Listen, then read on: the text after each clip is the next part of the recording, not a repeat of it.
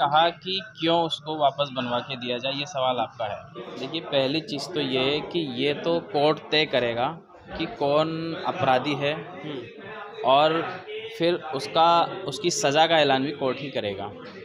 इस वक्त क्या चल रहा है पूरे मुल्क के अंदर, ख़ासतौर पर यूपी के अंदर, कि सरकार और पुलिस ये डिसाइड कर रही है कि किसी को भी मास्टरमाइंड बना दिया, किसी को भी आपने कुछ भी इल्ज़ाम लगा देते हैं आप किसी पे, और उसको जेल में डाल देते हैं, और उसका पूरी तरह से मीडिया ट्रायल होता है, उसकी जो इमेज है उसको बिगाड़ने की कोशिश की जाती है। तो आप ये सोचिए कि जावेद साहब के ऊपर आप इल्ज़ाम लगा रहे हैं, झूठे इल्ज़ाम लगा रहे हैं, उनको जेल में डाल देते हैं आप, उसके बाद घर जो तोड़ते हैं वो जावेद साहब का नहीं तोड़ते हैं, घर आप उनकी जो मिसिस का घर है, उनकी वाइफ के नाम घर है, उसको आप तोड़ देते हैं। तो ये जो नाइंसाफ़ी है ये पुलिस और सरकार की तरफ से की जा रही है, तो ये बिल्कुल इलीगल है, इसलिए इसको दोबारा बना के दिया जाना चाहिए। ये हमारी डिमांड है गवर्नमेंट से। कैसे आप चुनौती देंगे इस चीज़ को? देखिए, कोर्ट में मुकदमा दायर कर दिया गया है, और हमें पूरी उम्मीद है यहाँ की जुडिशरी से कि इनके हक़ में फ़ैसला आएगा, जावेद साहब के और उनकी फैमिली के हक़ में फ़ैसला आएगा, और हमें पूरी उम्मीद है कि इस मकान को दोबारा बनवाया जाएगा।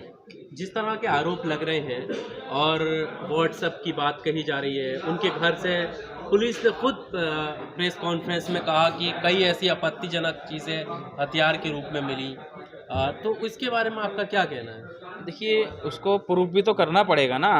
आप तो जानते हैं कि किस तरह से पुलिस की जो कार्रवाइयाँ अभी पिछले कुछ 3-4 सालों के अंदर रही हैं, वो अभी मतलब किस तरह से फ़ाल्स साबित हुई हैं। जिन लोगों को सीए एनआरसी के मूवमेंट की वजह से उठाकर जेलों में डाला गया, आज तक उन लोगों में से किसी पर भी कोई इल्ज़ाम साबित नहीं हुआ है। आप चाहे उमर खालिद की बात कर लें, आप शर्जील इमाम की बात कर लें, आप गुलफिशा फ़ातिमा की बात कर लें, कितने सारे लोग, खालिद सैफ़ी हैं, कितने लोगों को जेल में डाला हुआ है।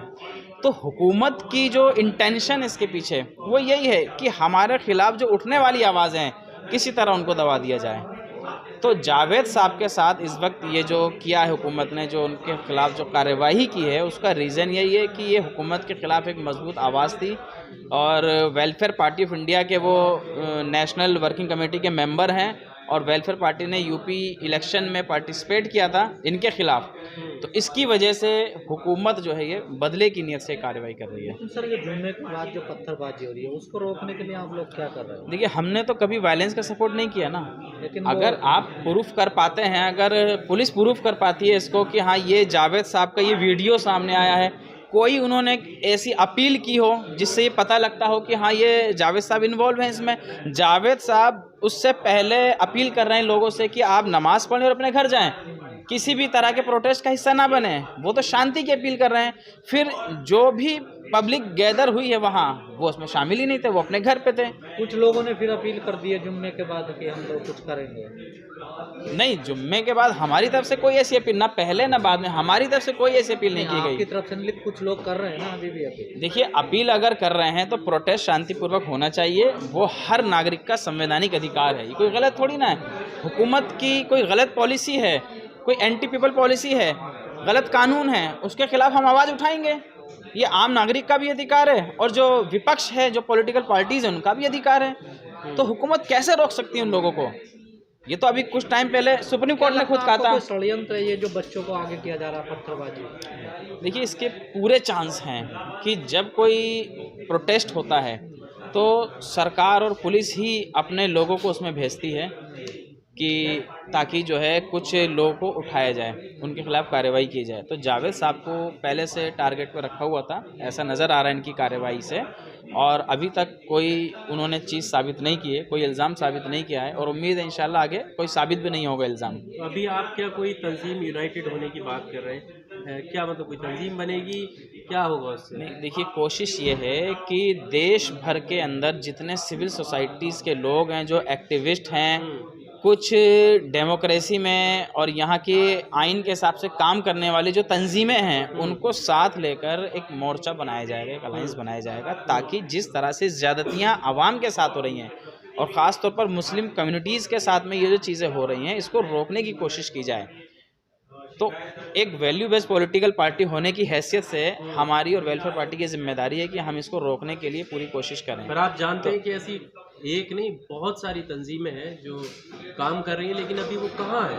इस तरह की वारदात हो जाती है, कोई रेस्पॉन्सिबिलिटी उनकी है देखिए ना? बहुत सी तंजीमें हैं काम कर रही हैं, बहुत सी तंजीमें ये है कि भी खामोशी भी इख्तियार करती हैं, वो भी चीज़ें हैं सामने, लेकिन ये है कि सबको अपनी ज़िम्मेदारी समझनी चाहिए, ख़ास तौर पर ऐसे मौक़ों पर जब एक देश की एक बड़ी कम्युनिटी, बड़ी तादाद वाली कम्युनिटी, उस पर अगर जुल्म हो रहा है, तो आप सोचिए आने वाला वक्त ये देश किस दिशा में जाएगा, किस तरह से आप यहाँ की जनरेशन को, मतलब आप सोचिए जो लॉ की पढ़ाई करने वाले लोग हैं, जब इस तरह आप उठा रहे हैं किसी को, तो क्या उन्हें सिखाएंगे आप कि ये इस तरह से चीज़ें साबित की जाती हैं?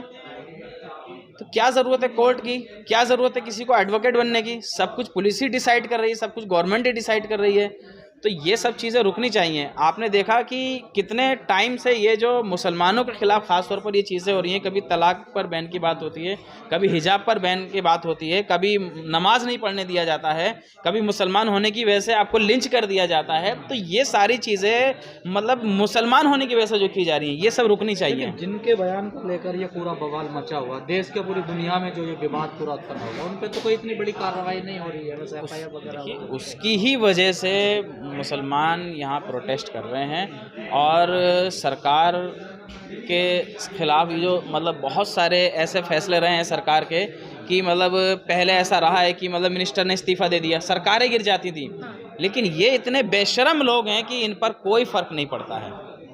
क्या लगता है सिर्फ मुसलमानों के घर पर ही बुलडोज़र चलाए जा रहे हैं? देखिए अभी तक तो 90% तो ऐसा ही सामने आया है कि ख़ास तौर पर टारगेट मुसलमानों को किया गया है, वरना जहांगीरपुरी की अगर बात की जाए तो वहाँ कुछ गैर मुस्लिम भाई भी हैं, कुछ हम लोगों ने वहाँ जाके विज़िट किया था, तो कुछ ब्राह्मण लोग भी हैं जिनकी दुकानों को तोड़ा गया वहाँ बुलडोज़र से, लेकिन टारगेट में मुसलमान हैं।